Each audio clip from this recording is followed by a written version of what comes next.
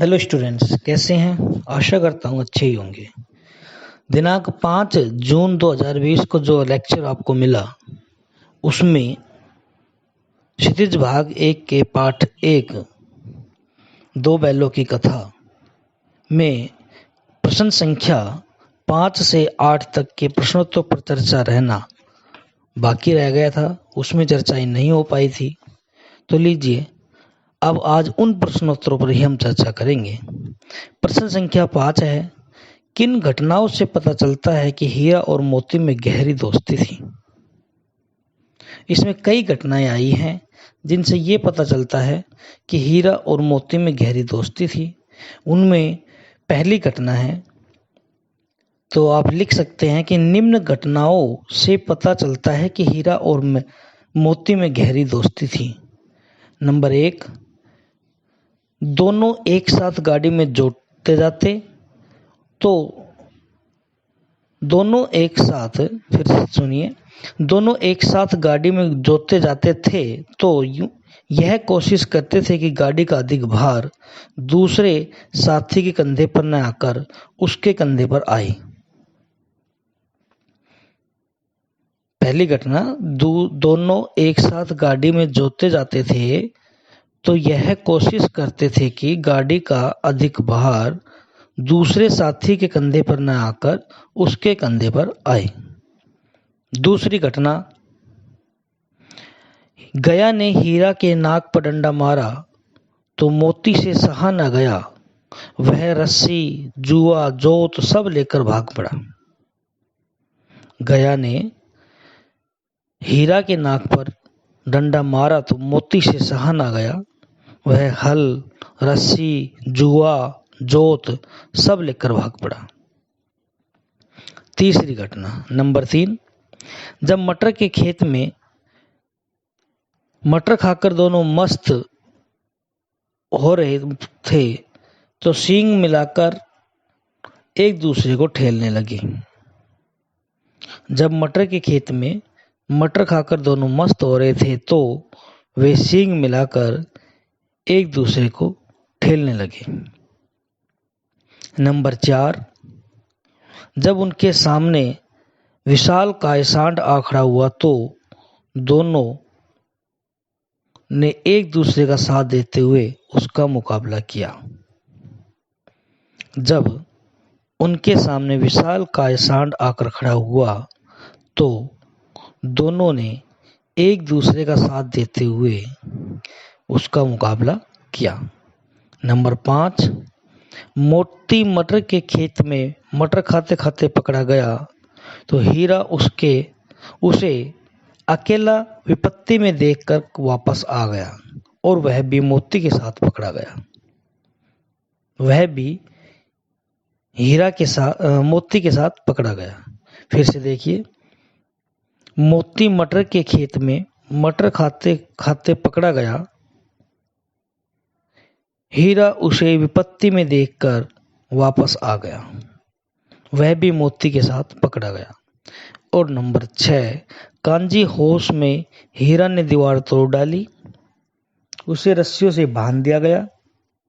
इस पर मोती ने भी उसका साथ दिया और वह भी हीरा को छोड़ करके भागा नहीं। यानी कि छठी घटना है कि कांजी होश में हीरा ने दीवार तोड़ डाली, उसे रस्सियों से बांध दिया गया, मोती ने भी उसका साथ दिया और वह भी वहां से भागा नहीं। तो इस प्रकार से ये 6 घटनाएं हैं। इन 6 घटनाओं में से कोई भी 4 घटनाओं का वर्णन कर सकते हैं। जैसे पहला, गाड़ी में जोते जाते थे तो यह कोशिश होती थी कि गाड़ी का अधिक भार दूसरे साथी के कंधे पर न आकर अपने कंधे पर आ जाए। पहली घटना ये लिख सकते हो। दूसरी घटना जो है सांड की लिख सकते हो कि दोनों ने मिलकर सांड का मुकाबला किया। और तीसरी घटना लिख सकते हो, मोती मटर के खेत में खाते खाते पकड़ा गया, हीरा उसे अकेला विपत्ति में देखकर वापस आ गया, वह भी मोती के साथ पकड़ा गया। और चौथी घटना, कांजी होश में हीरा ने दीवार तोड़ डाली, मोती उसे रस्सियों से बांध दिया गया और मोती ने भी इसका साथ दिया और वह भी वहां से नहीं भागा। तो इस प्रकार से इन प्रश्नों में, इस प्रश्न के उत्तर में आप चार घटनाओं का वर्णन कर सकते हैं। अब अगला प्रश्न है, लेकिन औरत जात पर सींग चलाना मना है, यह भूले जाते हो। हीरा के इस कथन के माध्यम से स्त्री के प्रति प्रेमचंद के दृष्टिकोण को स्पष्ट कीजिए। हीरा के इस कथन के माध्यम से स्त्री के प्रति प्रेमचंद के दृष्टिकोण को स्पष्ट कीजिए। तो इसका उत्तर होगा, हीरा के इस कथन के माध्यम से यह ज्ञात होता है कि समाज में स्त्रियों के साथ दुर्व्यवहार किया जाता था, उन्हें शारीरिक यातनाएं दी जाती थी, लेकिन प्रेमचंद स्त्रियों का सम्मान करते थे। वे समाज में स्त्रियों को सम्मान दिलाने की कोशिश करते थे। वे चाहते थे कि पुरुष स्त्रियों को किसी प्रकार का शारीरिक दंड ना दे। वे सभ्य समाज की तरह स्त्रियों के प्रति सम्मान की भावना रखें।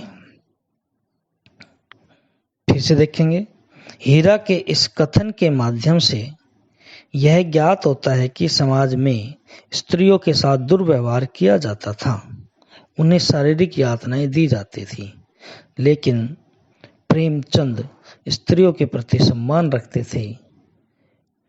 वे स्त्रियों को समाज में सम्मान दिलाना चाहते थे। वे चाहते थे कि स्त्रियों को भी बराबर का सम्मान मिले और किसी प्रकार का शारीरिक दंड ना मिले। सभ्य समाज में सभी सम्मान के साथ रहें। इस प्रकार से आप इस छठे का उत्तर लिख सकते हैं। 7वां प्रश्न है, किसान जीवन वाले समाज में पशु और मनुष्य के आपसी संबंधों को कहानी में किस प्रकार व्यक्त किया गया है। यानी कि किसान और पशु, इन दोनों का आपस में किस प्रकार से संबंध होता है।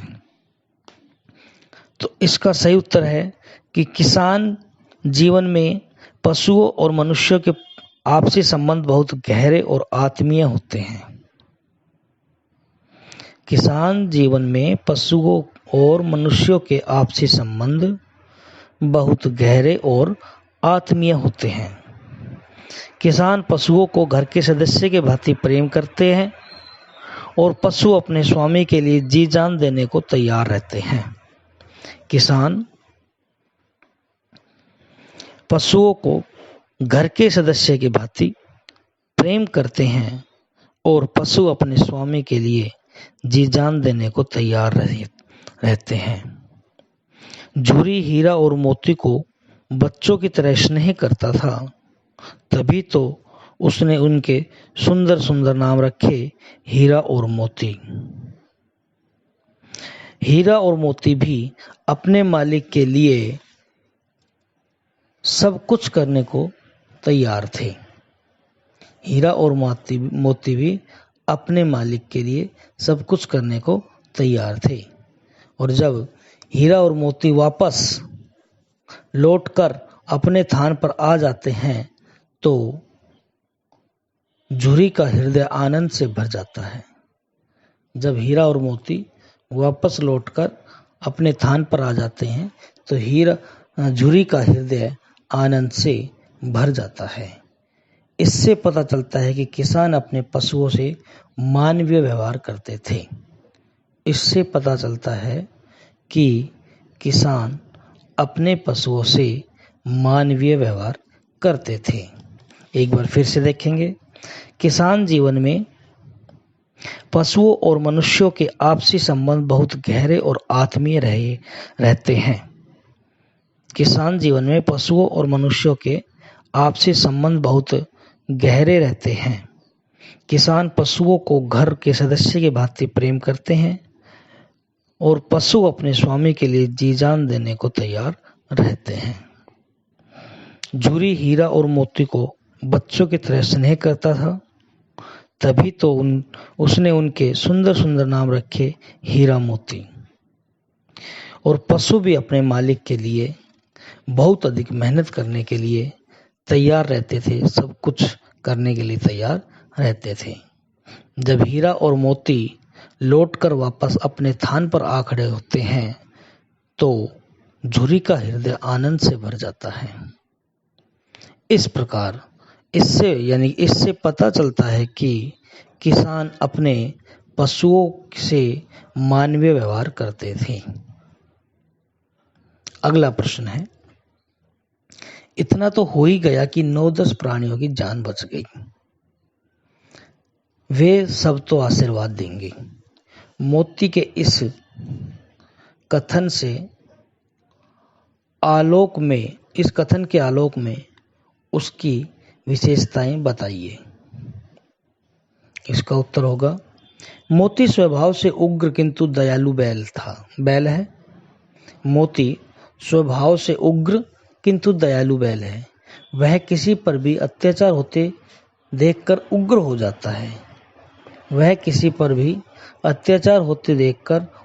जाता है।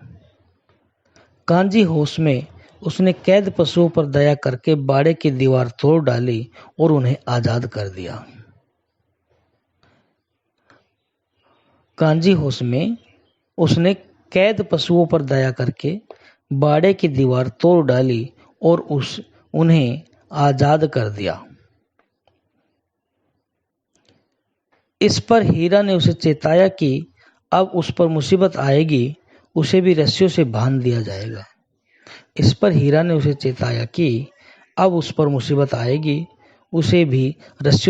दिया जाएगा। तब मोती ने गर्व से कहा कि मुझे ऐसा बंधन स्वीकार है, कम से कम मेरे बंधने से यह तो हुआ कि 9-10 जानवरों की जान बच गई, अब वे सारे मुझे आशीर्वाद देंगे। कम से कम मेरे बंधने से यह तो हुआ कि 9-10 जानवरों की जान बच गई और अब वे सारे मुझे आशीर्वाद देंगे। इस कथन से मोती की दयालुता, उग्रता तथा बलिदान भावना का ज्ञान होता है या पता चलता है। इस कथन से मोती की दयालुता, उग्रता तथा बलिदान भावना का पता चलता है। एक बार फिर से देखेंगे। मोती स्वभाव से उग्र किंतु दयालु बैल था। वह किसी पर भी अत्याचार होते देखकर उग्र हो उठता था। कांजी होश में भी उसने कैद पशुओं पर दया करके बाड़े की दीवार तोड़ डाली और उन्हें आजाद कर दिया। इस पर हीरा ने उसे चेतावनी दी कि अब उस पर मुसीबतें आएंगी। उसे भी रस्सियों में बांध दिया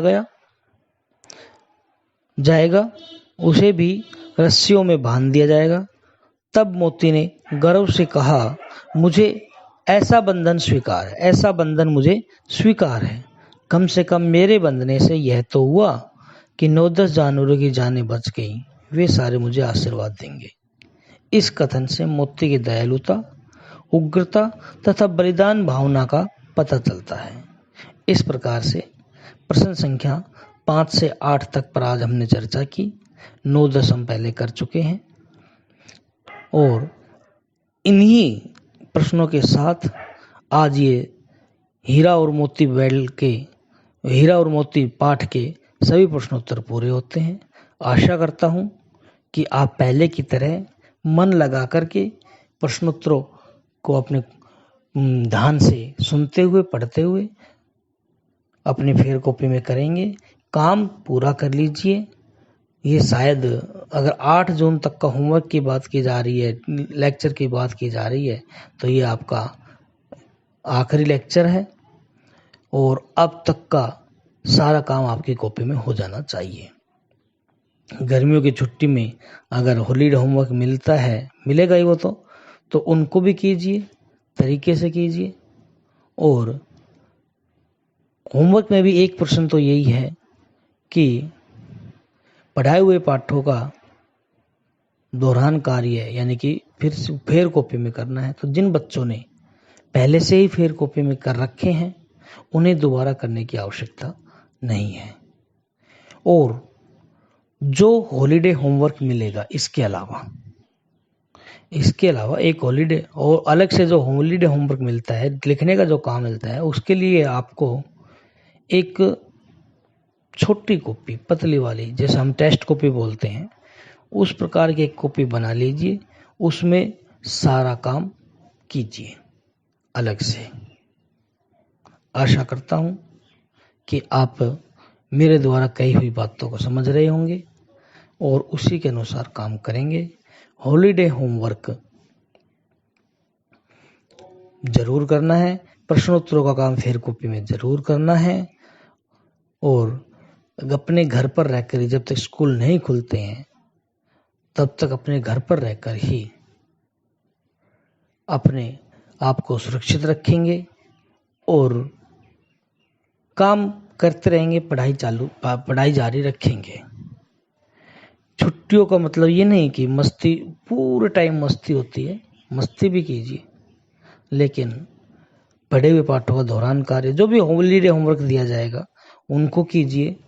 उसके साथ साथ आपको अगर समय मिल जाए तो आगे कुछ पाठ हैं जो बहुत अच्छे पाठ हैं आगे, उनको पढ़ने की कोशिश कीजिए, उनको समझने की कोशिश कीजिए।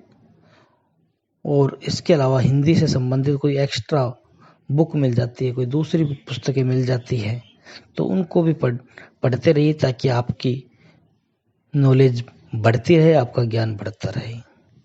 इसी के साथ ही आज का लेक्चर यहीं पर ही पूरा होता है। धन्यवाद।